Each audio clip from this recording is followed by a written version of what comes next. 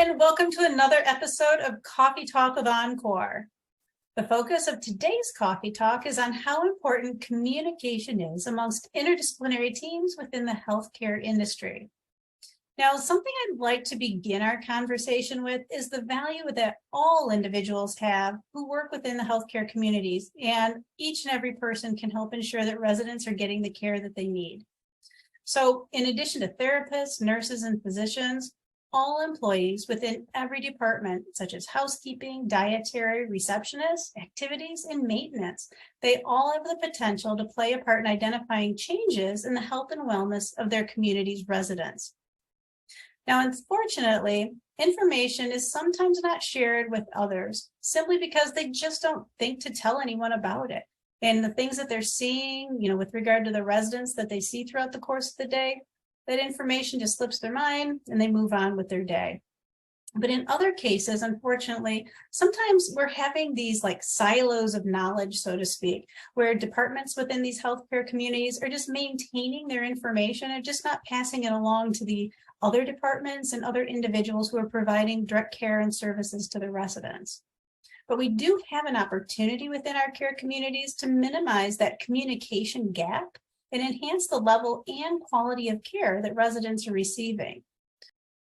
So what types of things should be reported, right? And this goes both ways. This goes from, nursing to therapy, therapy to nursing, from maintenance to therapy, from, dietary to nursing, all different things. Anytime we notice that a resident is doing something differently or having a decline, and it can be something as small as, they used to be able to wheel themselves all the way into dinner, and now they can only wheel to the door and they just physically cannot get the rest of the way. Anytime, a CNA has to grab that second person because that transfer is just a little bit heavier than it was last week. Anytime, someone is maybe a little bit more confused, any changes really with our residents are what needs to be reported. And when it comes to people reporting to therapy, it might be beneficial for us as therapists to do education with the building to kind of almost remind them what we can do, right? So we have huge umbrellas of all of the different things that we can treat.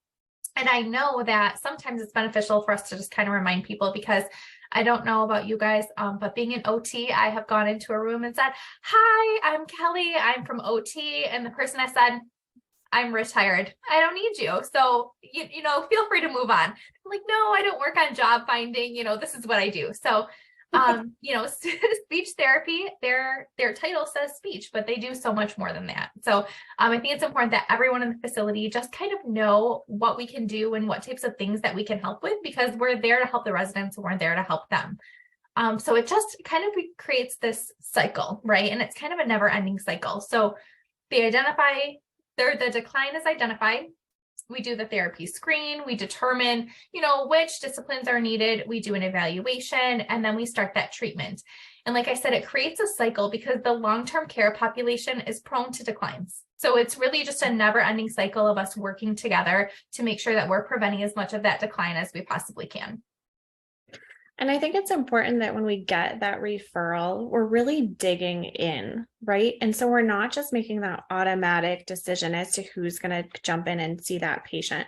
We might get that referral that the patient fell, but we need to go beyond just saying "Oh, they fell. Well, let's refer physical therapy," and start actually digging into what that root cause was for that fall, and make sure that we're really looking at all the programs we have, all the disciplines that we have, and all the services we have, and figure out, is it that they fell because their balance is off? Or is it that they fell because they couldn't find someone to tell, or they couldn't figure out how to tell someone that they needed to get up and go to the bathroom? And so maybe they needed to work on that communication. Or maybe they made it all the way to the bathroom, but they couldn't get their pants unbuckled, so they were really rushing, and that's why they fell.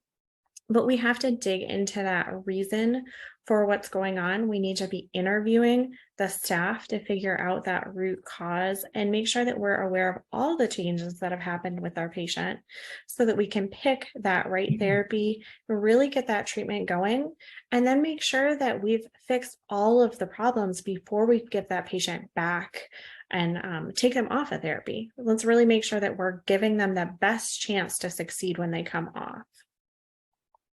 Definitely. I think those are all great points.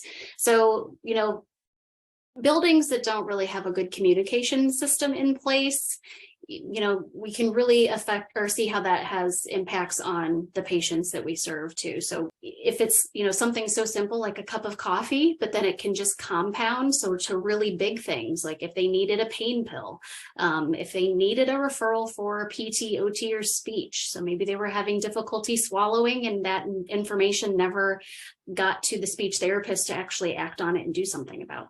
So really anything from really small instances to a cup of coffee, and think bigger to, things that can really impact their medical status and their quality of life. So really making sure that, we are providing consistent communication with everybody in the facility on those little subtle changes that we're seeing that are really affecting function. And I always say that a little communication goes a long way. Oh my gosh, what great points, Ashley. In kind of thinking about how that poor communication can affect residents, quality of life, it also has this huge impact on quality measures. Poor communication amongst team members, it can lead to things like quality measure issues such as, impaired mobility and use of anxiety and hypnotic medications, increased need for ADL assistance. And what we're all trying to get away from is these rehospitalizations. So we really need to keep in mind that these quality measures, they're not just important to the residents who are experiencing these changes in their conditions, but they're all really very important to how the facility rates in the eyes of those who are reviewing, their 5-star ratings. And, the 5-star ratings, they're a part of CMS's Care Compare site. And that's a website where, patients and family members, they're all going there to compare facilities one against the other, really. And so what we want to do is make sure that we're establishing these communication systems within our communities because of the fact that each of us having that opportunity to do our part in ensuring quality levels of care and giving residents the best quality of life experience the entire time that they're in the facility, whether they're there for a short-term, short experience due to a, recent condition, or if it's something that they're going to end up having to stay there for a lengthy period of time. Regardless, we need to make sure that we're watching out for these, residents that are in the facilities and giving them that best care possible.